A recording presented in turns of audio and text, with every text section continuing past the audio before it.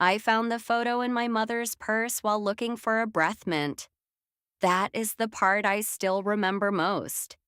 Not the hospital hallway, not the doctor's voice, not even the way my mother reached across the table and said, "Please don't ask me about that." I remember the photo, a little boy in a red jacket standing beside a lake, holding a paper airplane in one hand.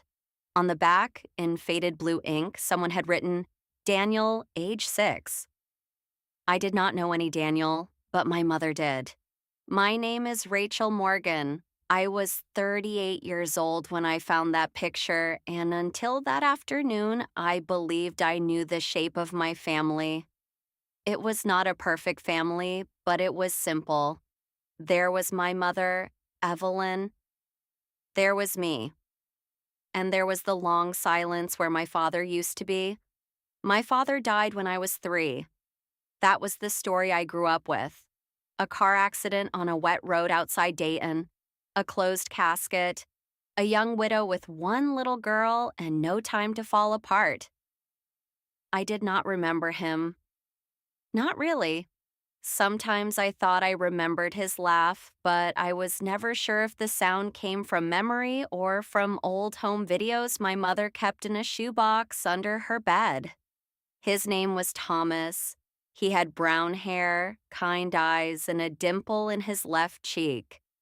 In the photos, he always looked like he was about to tell a joke. My mother rarely spoke about him for long. When I asked questions as a child, she would answer gently, then become busy with something else. "Your father loved you very much," she always said. That sentence became the whole story. I held on to it because there was nothing else to hold. My mother and I lived in a small house in a quiet neighborhood outside Cincinnati. White siding, green shutters, a maple tree in the front yard that turned bright orange every fall. She worked as a school secretary for almost 30 years. Everyone knew her, teachers trusted her, parents called her Mrs. Morgan even after she retired. She knew which kids needed extra lunch money and which mothers were trying not to cry in the front office. At home, she was careful and steady. Bills paid on time, medicine bottles lined up in the cabinet, birthday cards mailed early, chicken soup made before you admitted you were sick. She was not an emotional woman. She loved through action. If I said I was cold, she brought a blanket. If I said I was tired, she made tea. If I said I was hurt, she got quiet. That was just how she was. I built my life in a similar way, practical, organized, quiet enough to avoid surprises. I worked as a manager at a local credit union. I owned a small townhouse with a narrow balcony and too many plants. I had been divorced for 5 years from a good man named Peter, who was kind but not built for the kind of marriage we tried to force. We did not hate each other. Maybe that made the ending sadder.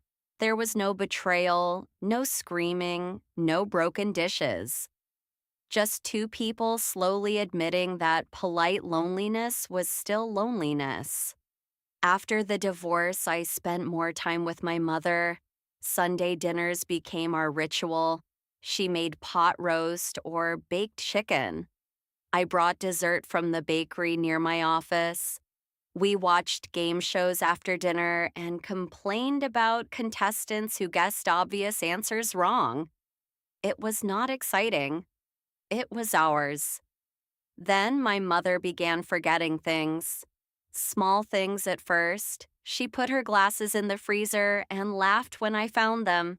She called me twice in one afternoon to ask what time I was coming for dinner.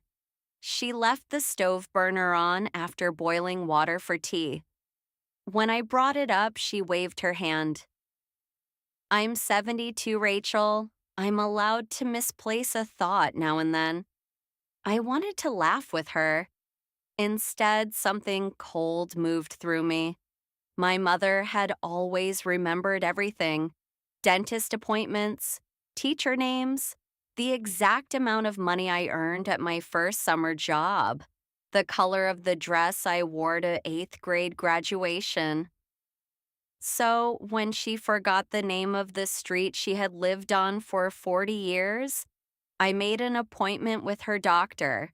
She was angry about that. "I don't need a babysitter," she said. "I'm not babysitting you." "Then stop treating me like I'm helpless." "I'm treating you like someone who left the stove on." Her eyes flashed. For 1 second, she looked like the mother who used to tell me to fix my tone when I was 16. Then the anger faded, and something like fear passed across her face. "I just don't want to become a problem," she said softly. That sentence hurt more than her anger. "You're not a problem, Mom." She looked away. "Everyone becomes one eventually." The doctor ordered tests, blood work, memory screening, a scan. "Nothing dramatic," he said, "nothing certain yet. But we should watch it, as if time were something you could keep from moving by staring hard enough." On the day I found the photo, I had taken my mother to a follow-up appointment. The waiting room smelled like sanitizer and old magazines. A television in the corner played a cooking show with the volume too low to understand. My mother sat beside me, holding her purse on her lap with both hands. It was a brown leather purse she had carried for years. The corners were worn soft, and one strap had a tiny crack near the buckle. I had offered to buy her a new one many times. She always refused. "This one knows where everything is," she said. After the appointment, we stopped at a diner near the hospital. My mother said she wanted coffee and toast. I ordered eggs even though I was not hungry. The doctor had used phrases I did not like. Mild cognitive impairment, early signs, further evaluation. My mother acted like she had not heard him. She stirred sugar into her coffee for too long, the spoon making small circles against the ceramic cup. Halfway through the meal, she asked if I had a mint. "No," I said. "Maybe you have one in your purse?" She pushed the purse toward me without looking up. "Front pocket." I opened it and found tissues, a grocery list, 2 pens, a lipstick worn almost flat, and a roll of mints. Then something slipped out from behind the lining. A photograph.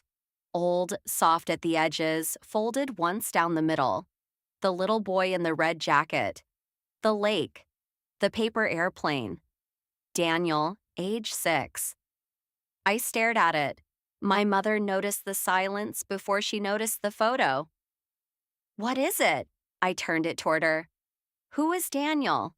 The color left her face. Not slowly, all at once. She reached for the picture. I pulled it back before I knew I was going to. "Mom." Her hand stayed in the air, trembling slightly. "Give it to me."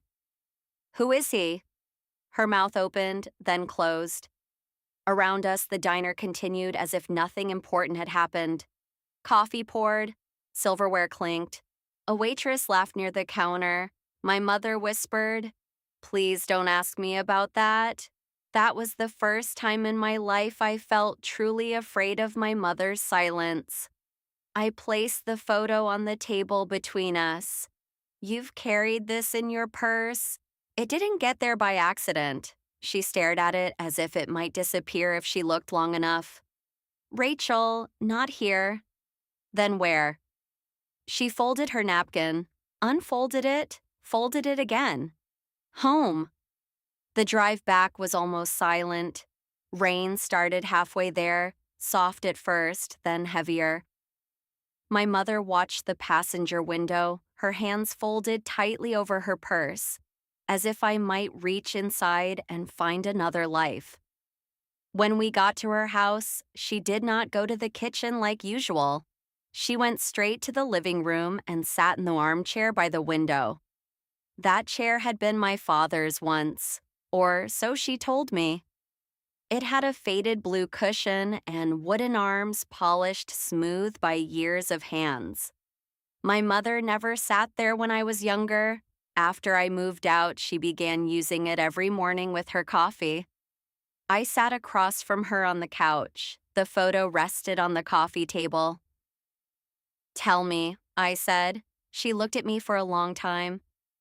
"I should have told you years ago." Those words changed the air. "Then tell me now." Her fingers moved to the small gold cross she wore around her neck. "Daniel was your brother." For a moment, I did not understand the sentence. It sounded wrong, like a word placed in the wrong language. "My what?" "Your brother." I stared at her. "I don't have a brother." She closed her eyes. "Yes," she said. "You do." The room seemed to shrink around us. The walls, the bookshelves, the family photos, everything familiar suddenly looked staged. "How?" My mother breathed in slowly. "Before you were born, your father and I had a son, Daniel. He was 6 when you were born." I stood up. I could not sit still. "What are you talking about?" "He was born when I was 24.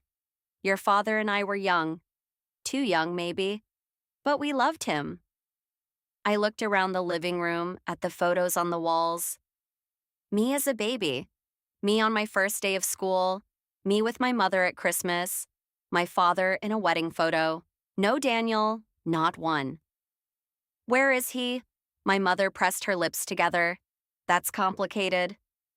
"No," I said. "Complicated is when you forget to tell me someone's coming to dinner. This is my brother." She flinched. "Where is he?" Her eyes filled. "I don't know." I sat down slowly. The anger did not leave. It changed shape. "You don't know?" "I haven't known for many years."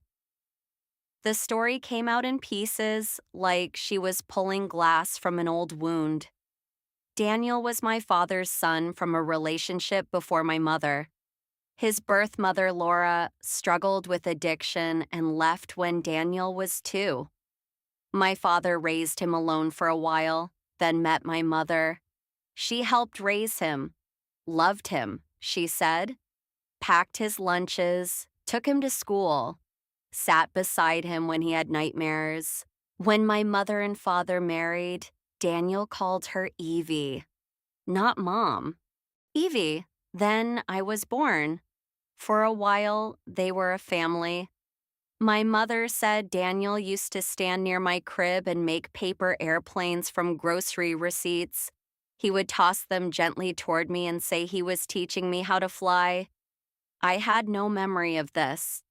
Of course I didn't. I was a baby. But the image hurt anyway. A brother I never knew, making paper airplanes beside my crib. Then my father died. After the funeral, Laura returned, Daniel's biological mother. Sober, according to court papers. Married to a man in Michigan. Ready, she claimed, to be a mother again. My mother fought her. That part surprised me. She had legal rights, my mother said, her voice thin.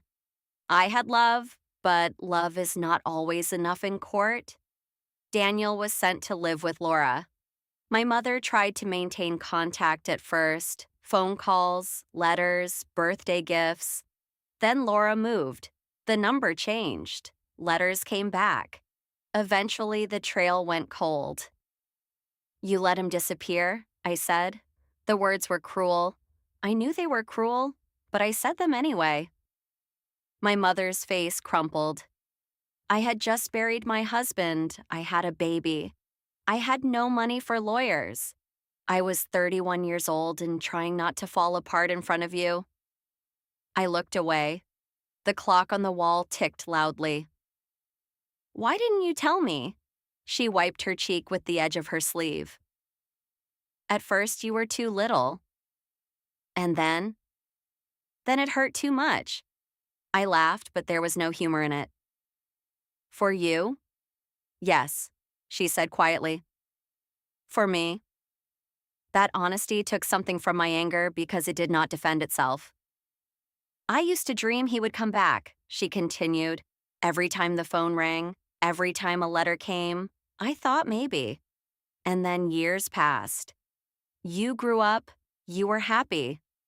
I told myself bringing him up would only give you a grief you did not need. You mean a truth you did not want to face. She looked at me then. Yes.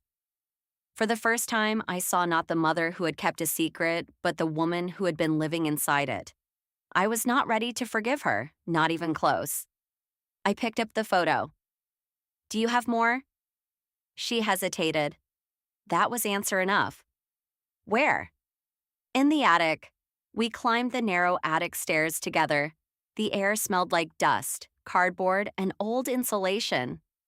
My mother moved slowly, one hand on the railing. In the far corner, behind Christmas decorations and a broken fan, was a plastic storage bin with a cracked blue lid. She did not open it. I did. Inside were pieces of a boy, school pictures, a small baseball glove, a red jacket, folded carefully in tissue paper, a stack of paper airplanes flattened by time, and letters. Dozens of letters my mother had written, but never sent after the last address stopped working. Dear Daniel, I don't know if this will reach you. Dear Daniel, Rachel started kindergarten today. You would have laughed at her backpack. Dear Daniel, I heard a boy at the grocery store call someone Evie, and I had to leave before I cried.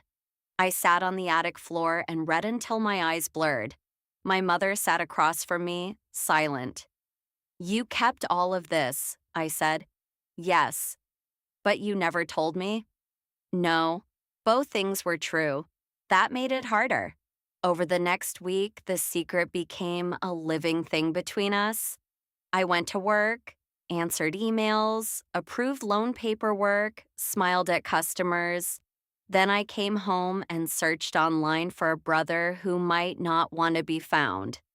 Daniel Morgan, Daniel Hayes, Daniel Laura's last name, which my mother found in an old court document. Too many results, not enough certainty. My mother watched me search with a kind of fear that made me impatient. Do you even want to find him? I asked one evening. She was at the kitchen sink, rinsing a cup she had already washed. Her shoulders tightened. Of course I do. Then why do you look terrified every time I try? She turned off the water. Because if we find him, he may hate me. He might. The words came out hard. She nodded. I know. I expected her to argue. She didn't. I have imagined that conversation for 30 years, she said. Sometimes he forgives me. Sometimes he hangs up. Sometimes he says I was never his mother at all. I leaned against the counter. What do you want him to say? Her eyes filled again. I want him to say he remembers being loved. That answer stayed with me. A few days later, I found the clue by accident. Not online, not in a document. On the back of one of the paper airplanes. It had been folded from a grocery receipt, yellowed and fragile. When I unfolded it carefully, I saw the store name printed at the top. Miller's Market. Under the printed address, in a child's crooked handwriting, were 5 words. Evie says I fly good. I smiled despite myself. Then I noticed the town.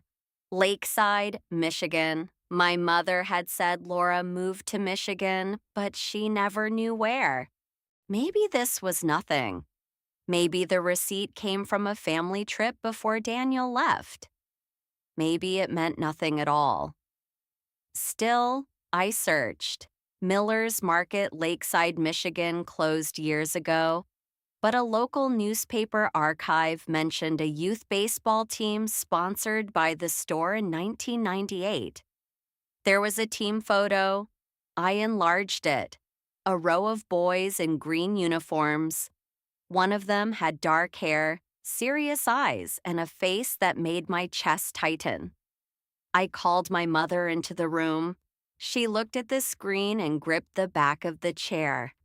"That's him," she whispered. From there, the search moved faster.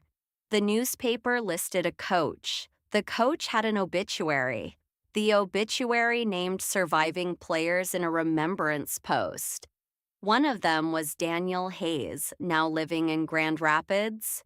I found a business profile for a Daniel Hayes who owned a small print shop. There was a photo. Older, of course.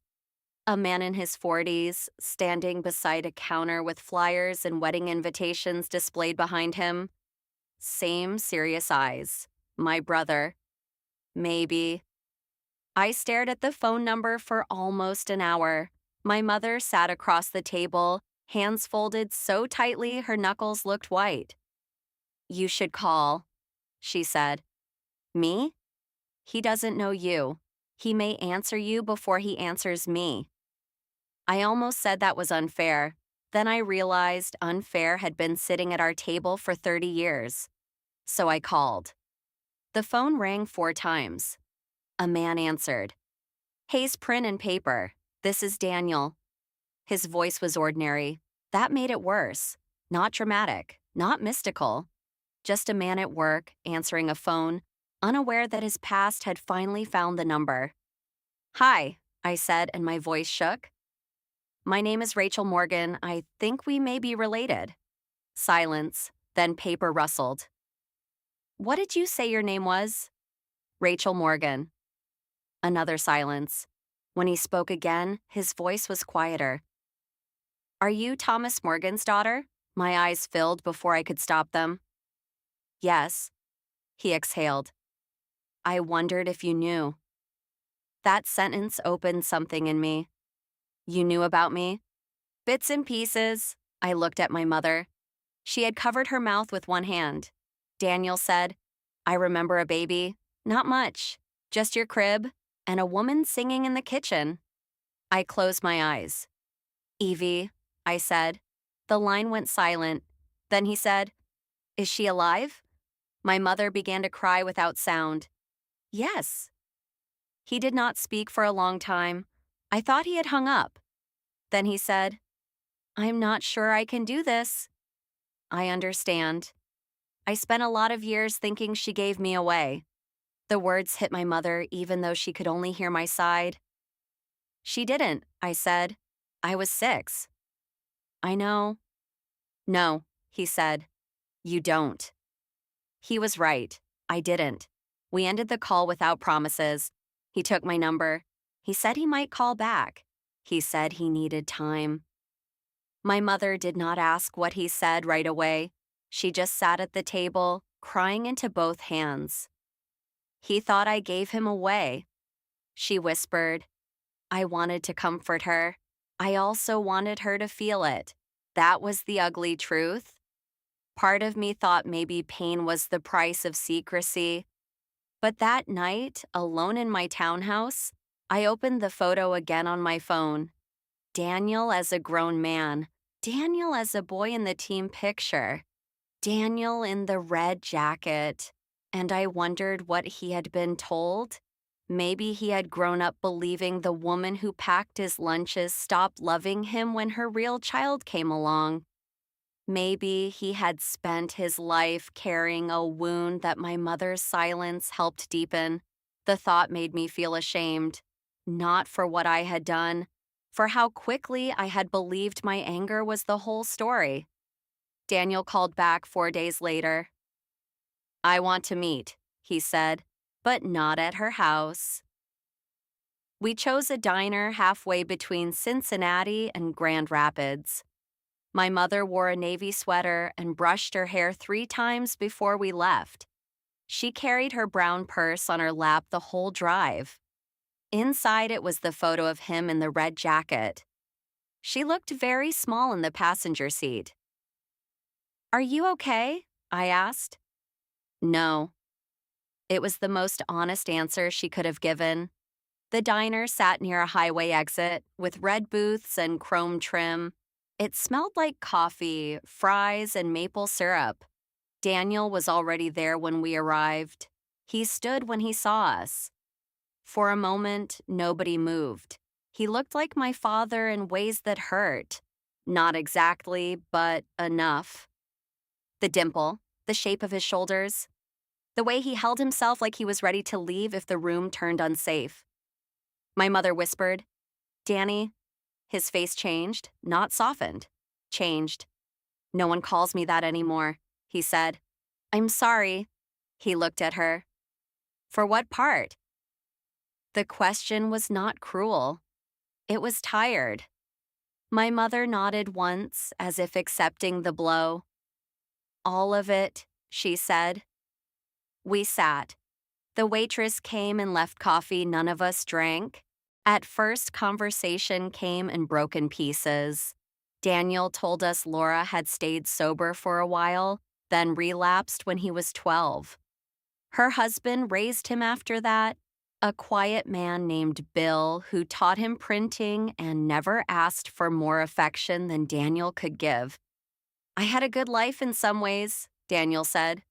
"Not easy, but not terrible." My mother listened like every word was both gift and punishment. "I wrote to you," she said. "I never got anything." "I know." "Did you look for me?" "Yes." "How long?" My mother looked at him.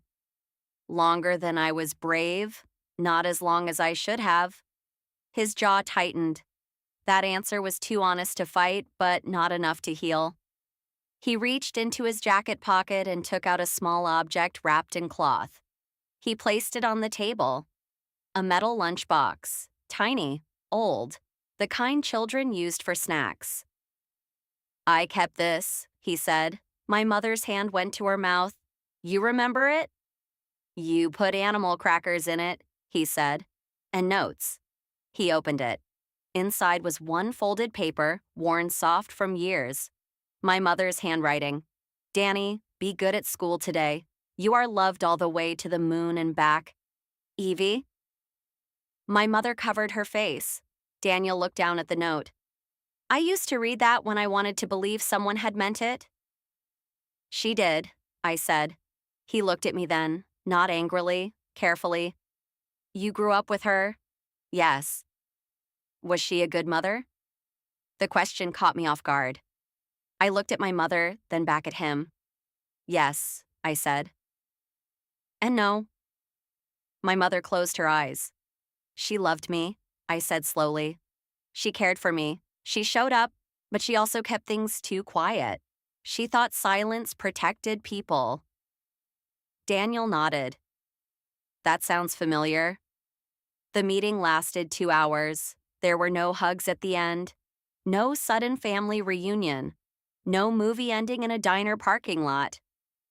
Daniel stood beside his truck and said he needed more time. My mother said, "Take all you need." He looked at her for a long moment. Then he said, "I spent years thinking you forgot me." "I never did." "I know that now," he said. "I just don't know what to do with it." After he drove away, my mother sat in the car and cried harder than I had ever seen her cry. Not neatly, not quietly, like someone finally mourning in real time instead of storage. I sat beside her and held the steering wheel. For the first time, I did not see her as only my mother. I saw a woman who had lost a husband, a son, and then built an entire life around not losing anything else. Even if holding too tightly became its own kind of harm. Over the next year, Daniel came slowly into our lives. Slowly is the important word. He sent a Christmas card first. No message, just his name. Then he called me on my birthday because, he said, "I guess brothers should know that." The word brothers sat strangely between us, then made us both laugh. He did not call my mother for months, but he sent her a photo of his print shop. She printed it and placed it on the refrigerator beside a picture of me from college. One day, he drove down to visit alone. He brought his wife, Megan, the second time. The third time, he brought his teenage daughter, Abby, who had my father's dimple and my mother's stubborn eyes, though no one said that out loud. Family did not arrive like fireworks, it arrived like a cautious knock. A chair pulled out at the dinner table, a name added to a birthday card, a paper airplane Daniel folded for Abby in my mother's kitchen while she stood by the sink, watching with tears in her eyes. My mother's memory continued to change. Some days were good, some were not. She forgot appointments, she repeated questions. She called me by her sister's name once, then cried when she realized it. But strangely, the truth about Daniel seemed to stay. Even when she misplaced her keys, she remembered he liked black coffee. Even when she forgot the word for microwave, she remembered the red jacket. I moved her into an assisted living community 18 months after I found the photo. She fought me for 3 weeks, then admitted she liked the garden and the woman down the hall who played gin rummy too aggressively. Daniel came with me on move-in day. He carried boxes. I hung pictures. My mother sat on the bed in her new room, holding the photo from her purse. Daniel noticed. "You still carry that?" She looked embarrassed. "I did." He took the photo gently and turned it over. "Daniel, age 6, he read. Then he reached into his wallet and pulled out a newer photo. Him, Megan, Abby standing outside the print shop. He handed it to her. "Maybe carry this one now." My mother stared at it, then she pressed it to her chest. That was the closest they came to forgiveness for a long time. Maybe it was enough. I wish I could say the secret brought us all together cleanly, but life rarely works that way. There were awkward dinners, painful questions, days when Daniel pulled back, days when I resented sharing the mother I thought had only belonged to me. That surprised me most. I had been angry that she hid him. Then, when he appeared, I felt jealous of the grief he carried from before I was old enough to remember. Family is not always generous at first. Sometimes the heart needs time to make room. One afternoon, I visited my mother and found Daniel already there. They were sitting at a small table by the window. He was showing her how to fold a paper airplane from a menu. Her hands were slower now, clumsier. She folded one side wrong. Daniel gently corrected it. "No," he said softly, "like this, Evie." Evie. He had not called her that since the first meeting. My mother looked up. For a second, her face became young with surprise. Then she smiled. Not a big smile. A broken one. A grateful one. I stood in the doorway and did not interrupt. The plane did not fly far when they finished it. It dipped almost immediately and landed near her slipper. Daniel laughed. My mother laughed too. And I realized something then. We were not getting back the years. No one gets those. But sometimes, if people are brave enough to tell the truth before time runs out completely, a few lost things can still find their way home. My mother died 2 years after I found the photo. It was early October, just after the maple leaves outside her window had started turning orange. Daniel and I were both there. He held one hand. I held the other. Near her bed on the small table was the photo from his wallet. Next to it was the old picture of him in the red jacket. She was not fully awake at the end, but once, close to midnight, she opened her eyes and looked toward Daniel. "Danny," she whispered. "I'm here," he said. Then she looked toward me. "Rachel." "I'm here too." Her eyes moved between us, and for a moment, I think she saw exactly what she had lost and what had been returned. "I'm sorry," she whispered. Daniel bowed his head. I squeezed her hand. We know, I said. After the funeral, Daniel and I stood in her kitchen, surrounded by casseroles from neighbors and relatives who did not know half the story. The house felt too quiet. He opened her brown purse, which sat on the counter where she had left it weeks before. Inside were tissues, mints, lipstick, and 2 photos. One of him, one of me. He handed mine to me. I looked at it. I was 8 years old, missing a front tooth, holding a library certificate. On the back, in my mother's handwriting, it said, Rachel, age 8, proud of everything. I cried then, not because my mother had been perfect, because she had not been. Not because truth erased the hurt, because it did not. I cried because love can be real and still fail people. Because silence can come from fear and still do damage. Because a photo hidden in a purse had given me a brother, taken away my certainty, and changed the way I understood my mother's life. Daniel stood beside me for a while.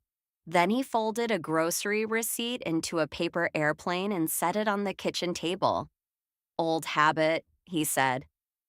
I smiled through tears. I heard you fly good.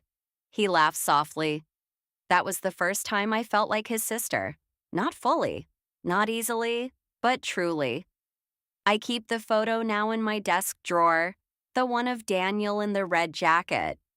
Sometimes I take it out and look at that little boy by the lake, holding his paper airplane, not knowing how much of his life is about to change. Then I think of my mother carrying him all those years in the dark pocket of her purse. Maybe that was wrong. Maybe it was love. Maybe it was both. What I know is this: families are not only made from the stories we are told, they are also made from the stories someone was too afraid to tell. And sometimes one old photo is enough to open a door that grief kept locked for years. I thought I was finding a secret. But really, I was finding the missing shape of us, and once I saw it, I could never go back to believing our family had been small.